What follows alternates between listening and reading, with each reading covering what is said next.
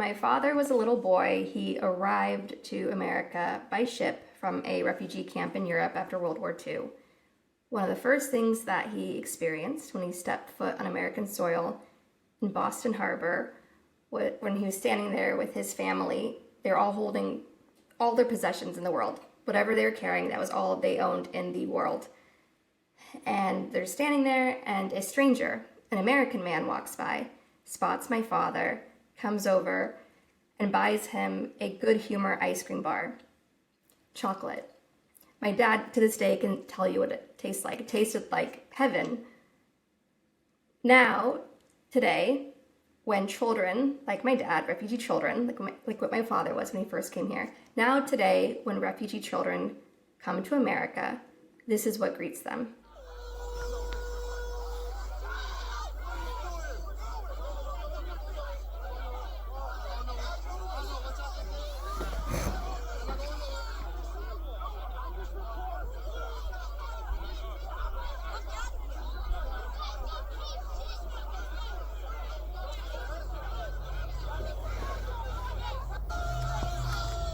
There are around 60,000 asylum seekers in New York City. Many of them are from Venezuela, a country that has been decimated by a Russian-backed authoritarian regime that has created a famine in the country, creating a refugee crisis that rivals Syria, another Russian-backed mass murdering, torturing regime.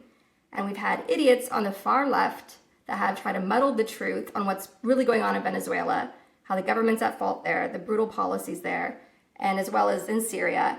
And that has, I believe, depleted any sort of public interest in helping those countries and muddling the truth, as I mentioned. And now we're seeing this migrant crisis coming to the US, in part, not just because of what the US has done, but also from just typical global indifference when those are children being terrorized. I have been reading about this in the news. If you want to know how to help the asylum seekers in New York City, look at the show notes for this week's bonus episode. And unfortunately, New York City right now has a Republican mayor who pretends to be a Democrat. His name is Mayor Adams. He pals around with Republicans. There's some interest in Russian dark money ties around him. I'll leave that to Olga Lotman to talk about next time she's on the show. But Mayor Adams is probably one of the worst people for this moment of crisis in New York City, a city that's still recovering from being ground zero of a once-in-a-century pandemic, a city that has had flight of rich people going down to DeSantis's authoritarian laboratory just for the good weather and the reduction in paying taxes. So we've had a loss of revenue, we've had a mental health crisis, we have a home and security crisis, and we have a utter lack of leadership crisis going on right now. Mayor Adams, who likes to speak in the third person, he wants to cut 5% across government agencies at a time when we desperately need that funding for schools, for libraries, for public hospitals, and so on. So he's going to make this crisis worse. Why? Because he's somebody that pals around with corrupt people. So we'll do a whole special on him just so you can get insight there. And he's known to employ family members to high-paid positions and just the wrong people for the job. So you can imagine where that money is disappearing to.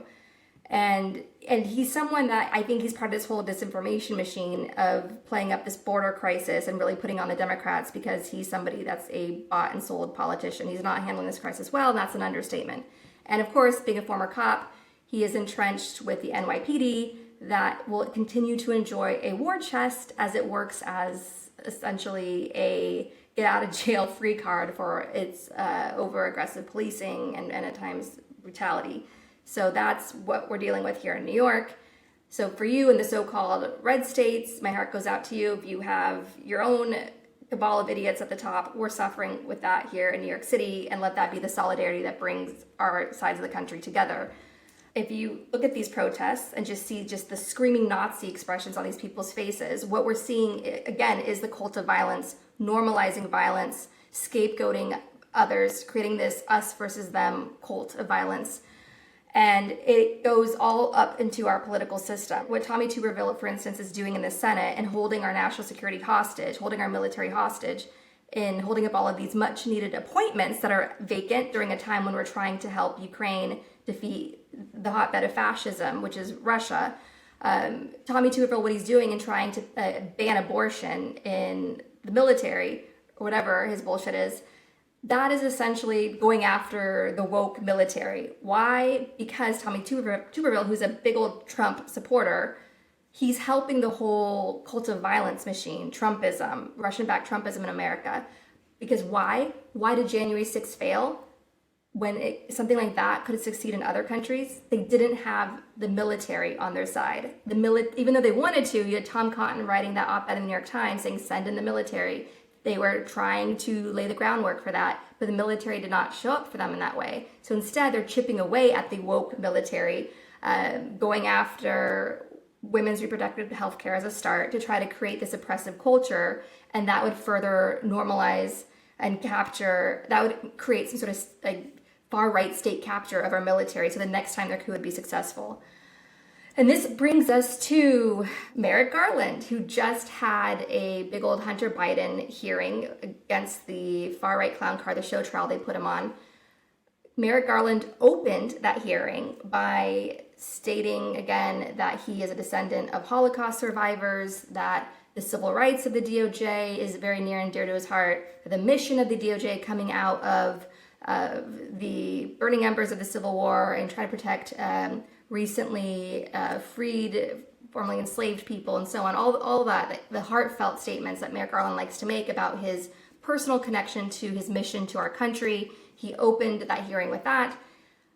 Unfortunately, that's not the Merrick Garland we've seen in practice, as we've documented many times in the show. And the reason why I'm bringing him up in the context of the cult of violence, including the cult of violence targeting the migrants and namely the migrant children in Staten Island and elsewhere in New York City right now and other parts of the country.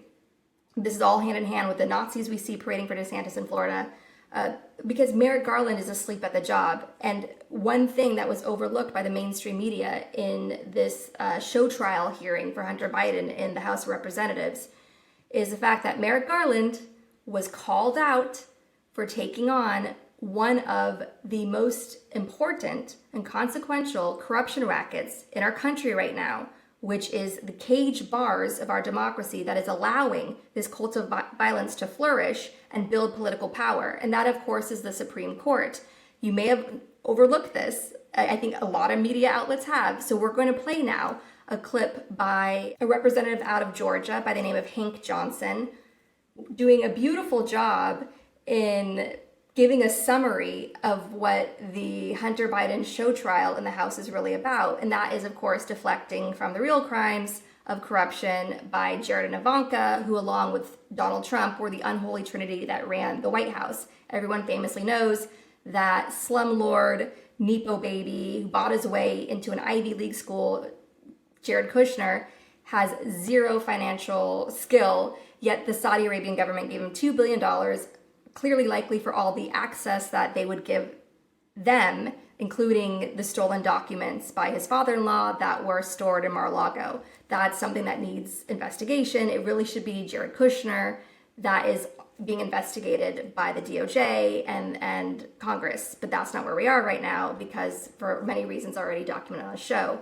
And so Rep. Johnson calls that out, and not only that, he pushes further. He brings up the brilliant investigations by ProPublica revealing corruption, that basically that Clarence Thomas, whose wife Jenny was a big backer of the violent attempt to overthrow our democracy on January 6th, like rallying people, including in her husband's inner circle, to that cause, bringing up how Clarence Thomas is essentially a kept man by a far-right mega donor named Harlan Crow, who also happens to be a Nazi memorabilia enthusiast. So listen to how Rep. Johnson takes full advantage of his time, as he should, for the American people, laying out what Merrick Garland should be doing. And that is opening a federal ethics investigation into Clarence Thomas and Sam Alito for their corruption that was dredged up and beautifully exposed by the investigative journalists at ProPublica.